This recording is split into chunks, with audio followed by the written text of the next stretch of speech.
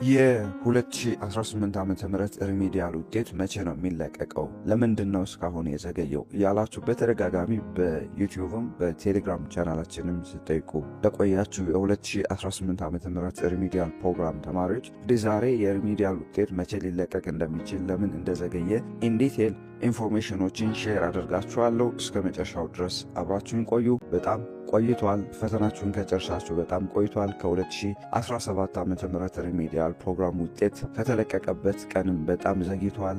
ለምንድን ነው ይሄን ያክል የዘገየው የሚለውን ስናይ እንግዲህ የመጀመሪያው ምክንያት የ2018 ዓመተ ምህረት ኤንትራንስ ኤግዛም ተፈታኞች እንደምታውቁት በጣም ረጅም ጊዜ ነው የወሰዱት። ኦልሞስት ሐምሌ 16 እስከ 22 ትግራይ ክልልን ጨምሮ እስከ ሐምሌ 22 አካባቢ የቆየበት ሁኔታ ነው ያለው። በኤንትራንስ ኤግዛም ምክንያት የዘገየ ይመስለኛል። ኦልሞስት ኤንትራንስ ኤግዛም ወደ 6 ዙር ወስዶ ሐምሌ 22 አካባቢ ነው ተጠናቀቀው።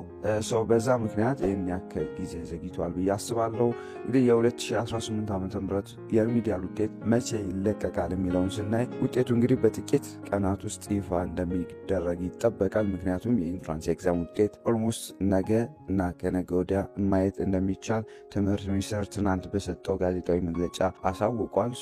የ2018 ዓመተ ምህረት የሪሚዲያል ውጤትም በቅርብ ቀናት ውስጥ ይገለጻል ተብሎ ይጠበቃል። ኦልሞስት ቡቱ መስራት ጀምሯል። ለሁሉም ለ2018 ኢንትራንስ ኤግዛም ተፈታኞችን ቡት ውጤት ማየቻ ቡቱ ኦልሞስት ለሁለቱም መስራት ጀምሯል። ለኢንትራንስ ኤግዛምም ለሪሚዲያል ኤግዛም ተፈታኝ ውጤትም የሚያሳይ ነው።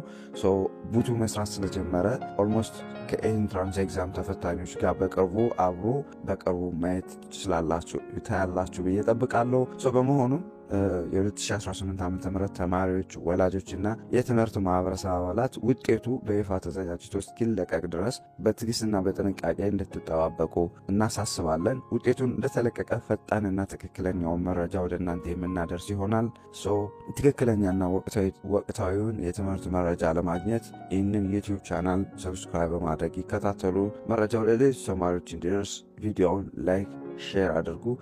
ውጤቱ እንደተለቀቀ ወዲያው መረጃውን የምናደርሳችሁ ይሆናል።